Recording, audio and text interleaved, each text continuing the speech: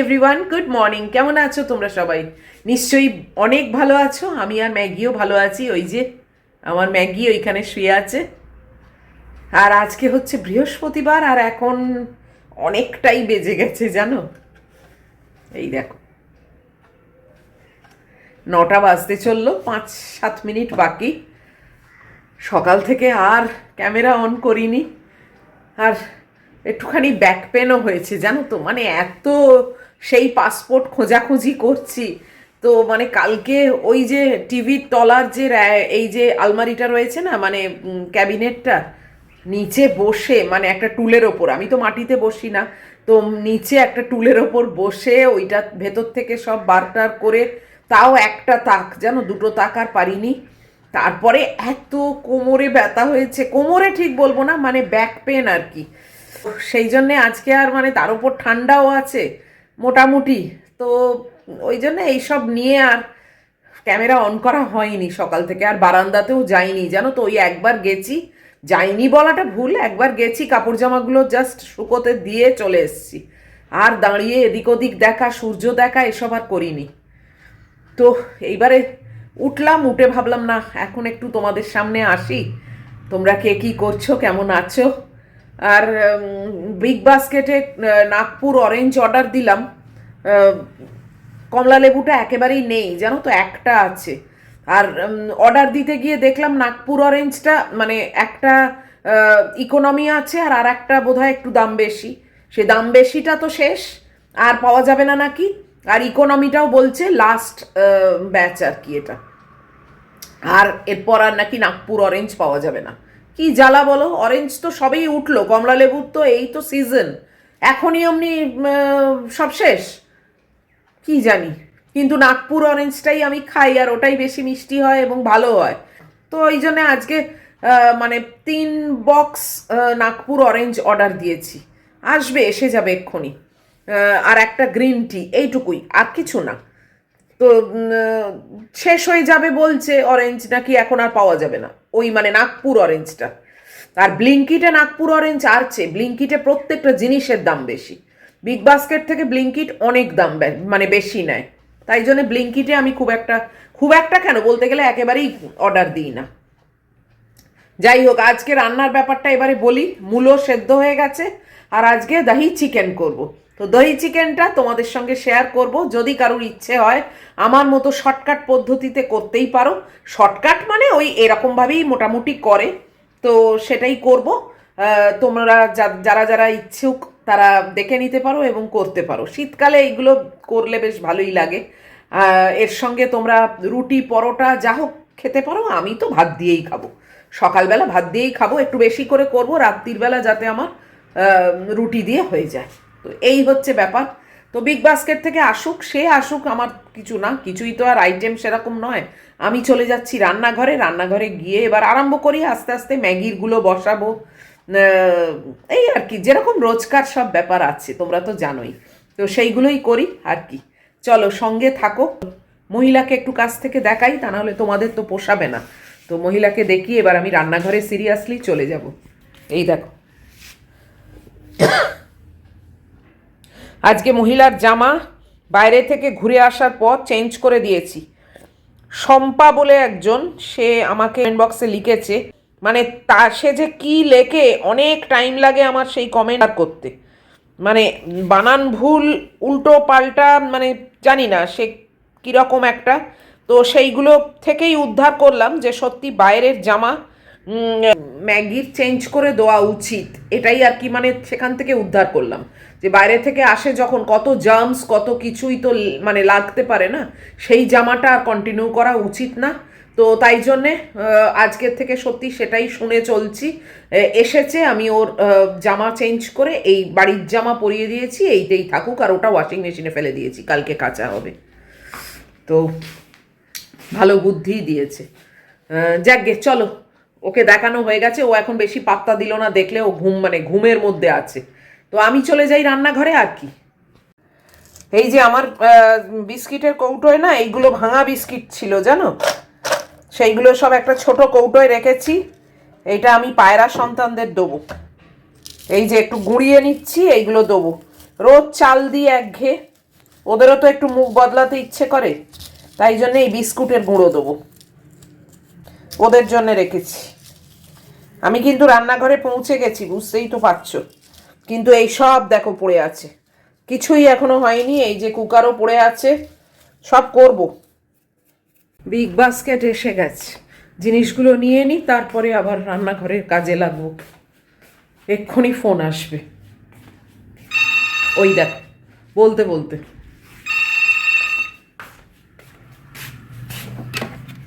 Hello, হ্যাঁ পাঠিয়ে দিন, বলতে বলতে এসে গেছে। চলো নিয়ে নিই আগে, তারপর দেখাচ্ছি। ব্যাগের হ্যান্ডেল ছিঁড়ে গেছে, জানো কি অবস্থা, এই দেখো, এই যে দেখেছো, এদিক থেকে ছিঁড়ে গেছে, এদিক থেকে ছিঁড়ে গেছে, এই যে।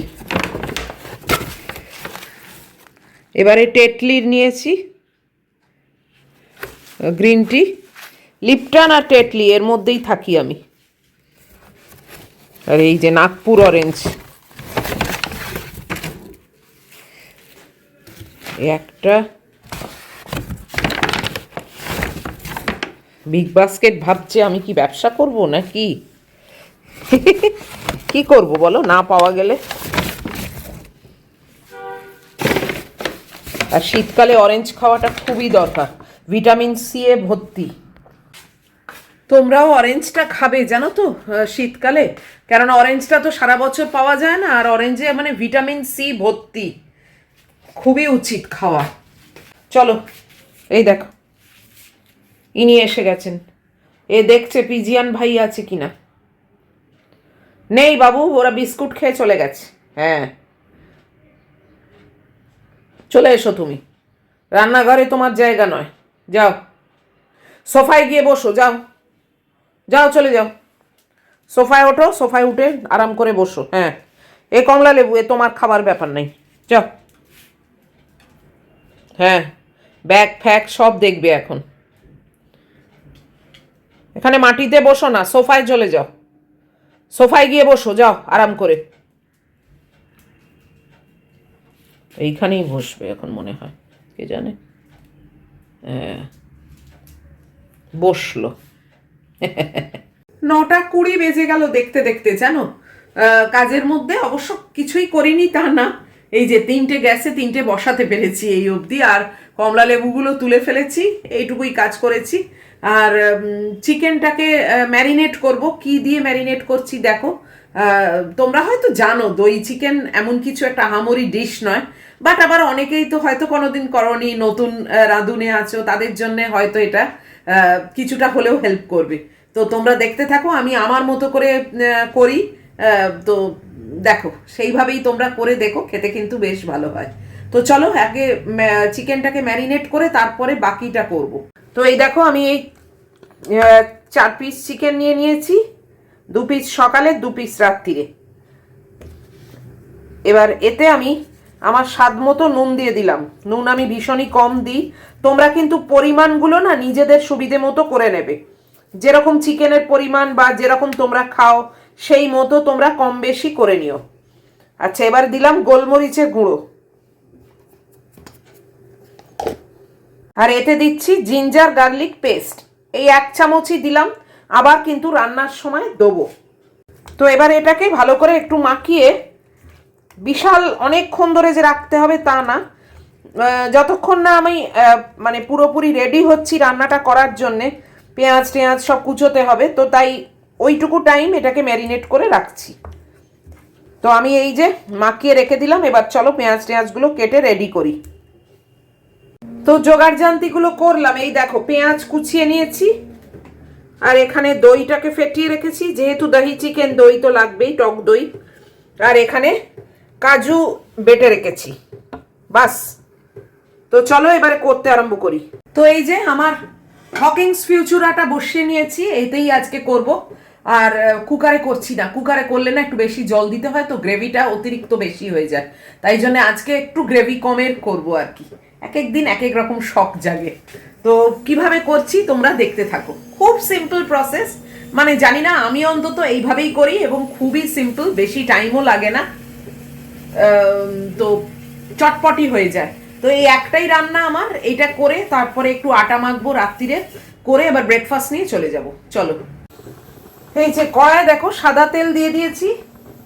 তোমরা চাইলে বাটারেও করতে পারো, ঘিতেও করতে পারো। আমি আর বাটার ঘি করলাম না, এমনি সাদা তেল অল্প দিয়েছি এবং এতে আগে চিকেনগুলো দিয়ে দেবো।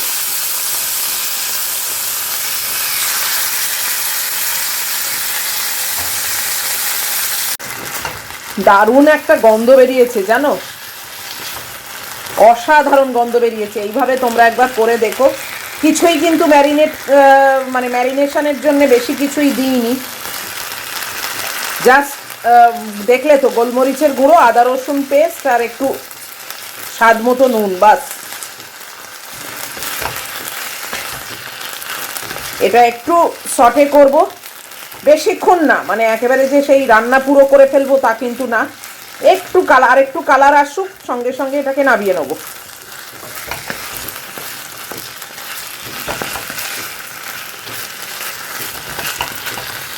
ভাতটা চাপা দিয়ে রাখি।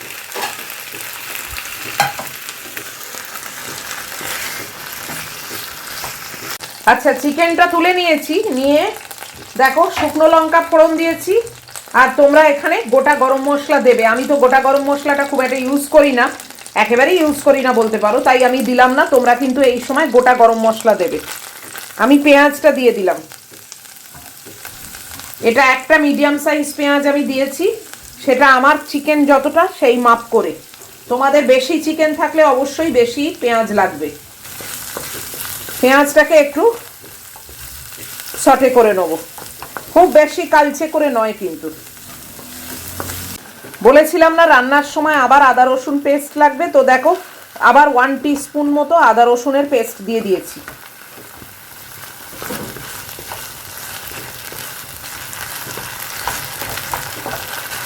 দিয়ে পুরোটা একটু ভালো করে কষিয়ে নিচ্ছি। এতে আমি অ্যাড করছি জিরে গুঁড়ো, স্বাদ মতো নুন। খুবই অল্প নুন দিলাম, কেননা চিকেনে অলরেডি নুন কিন্তু দেওয়া আছে ম্যারিনেট করবার সময়।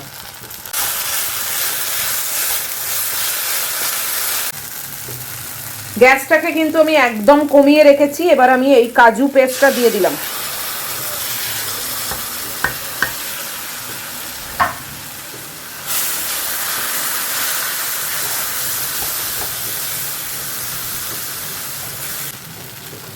চিকেনগুলোও দিয়ে দিচ্ছি।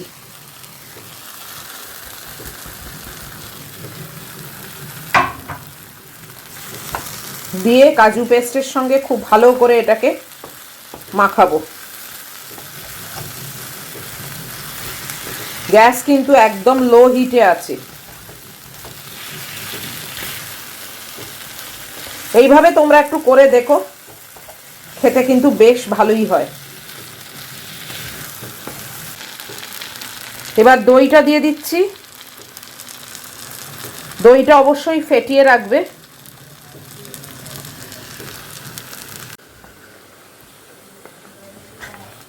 এখনো কিন্তু গ্যাসটা আমি বাড়াইনি। দইয়ের বাটিটা একটু মানে ধুয়ে জল দিয়ে দিয়েছি, তাহলে দইটাও নষ্ট হতো।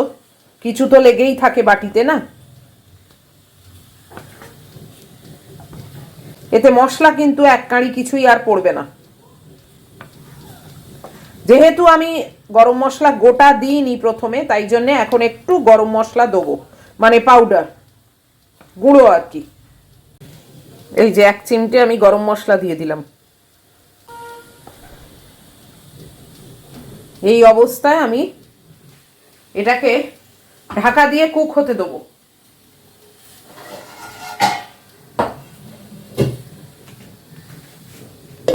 এটা ফিউচারারি ঢাকা, সেটাই লাগিয়ে দিলাম। এই যে হকিংস ফিউচারা। অলরেডি 9:45 বেজে গেছে। এতক্ষণে আমি এই যে চিকেনটাকে বসাতে পারলাম। এবারে ব্রেকফাস্টের ব্যবস্থা করব, আর ম্যাগির চিকেনটা আর কিছুক্ষণ পরে বন্ধ করে দেবো। তো চলো, ব্রেকফাস্ট আজকে মুজলি আর আপেল। আটা মাখার কথা ভুলে যাচ্ছিলাম জানো, রাত্রিরে 2টো রুটি করব, তাই জন্য আবার ব্রেকফাস্টে দেখো আপেলটা কেটেছি সবে, তারপরেই মনে পড়ে গেছে, তাই জন্য আবার আটাটা মেখে নিচ্ছি, তারপরে মুসেলির ব্যবস্থা করব। 10টা বেজে গেল জানো, ব্রেকফাস্ট নিয়ে ওখানে রেখে এসেছি, এদেরকে একবার লাস্ট খেতে দিয়ে দিলাম, নাহলে তো মানে শান্তিতে খাওয়া যাবে না। আর এবার একটু চিকেনটা দেখি, ও হো ভাত গালতে ভুলে গেছি, রোজ ভাত গালতে ভুলে যাচ্ছি জানো, দেই দেখো পড়ে আছে, ভাতটাকে গালবো আর চিকেনটাকে একটু ঢাকা সরিয়ে দেখি কি অবস্থা। চলো দেখা যাক ইয়ামি হয়েছে কিনা। ইয়েস, দারুণ গন্ধ বেরিয়েছে। চিকেন কি সেদ্ধ হয়েছে? হ্যাঁ, চিকেনও সেদ্ধ হয়ে গেছে, আর একটু হোক। এ দেখো চিকেন ছেড়ে আসছে, দেখেছো? এ দেখ চিকেন ছেড়ে আসছে।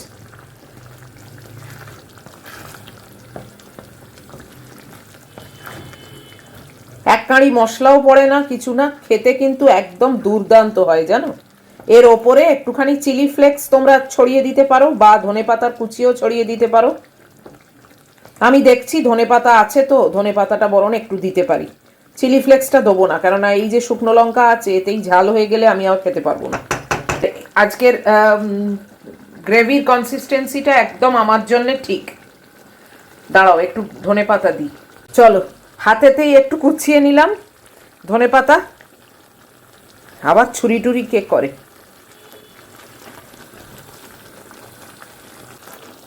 দারুণ দারুণ হয়েছে, তোমরা এইভাবে একবার করো। আমি কিন্তু গ্যাসটাকে এবার এ দেখো অফ করে দিলাম, দিয়ে এটা ঢাকা দিয়ে রেখে দেবো। ব্রেকফাস্ট খেয়ে তারপরে আমি এটা সার্ভিং বলে ঢালবো, তাহলে কি একটু রেস্টে থাকুক। এইমাত্র ধনেপাতা দিলাম তো,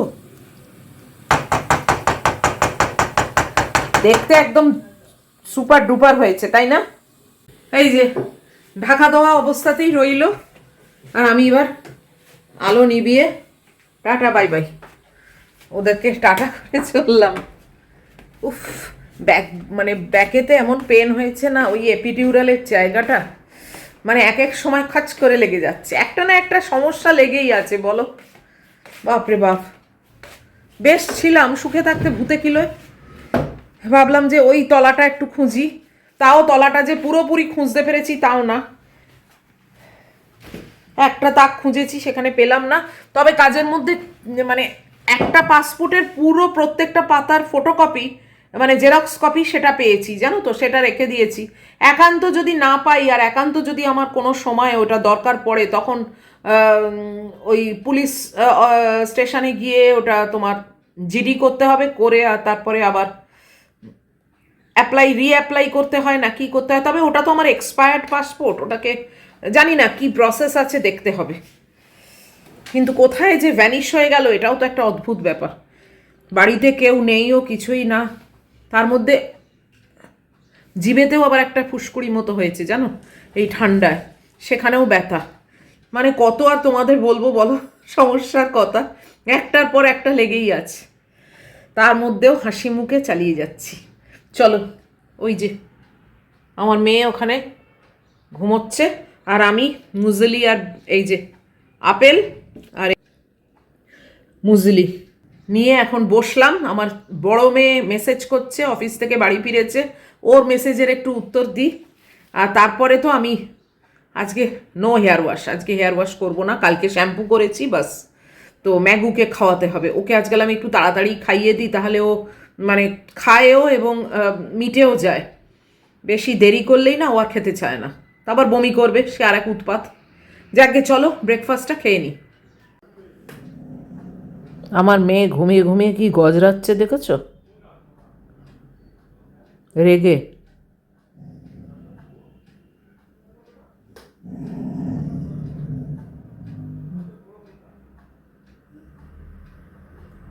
দেখো দরজার বাইরে কারোর কিছু শুনেছে হয়তো, ঘুমাচ্ছ ঘুমাও না।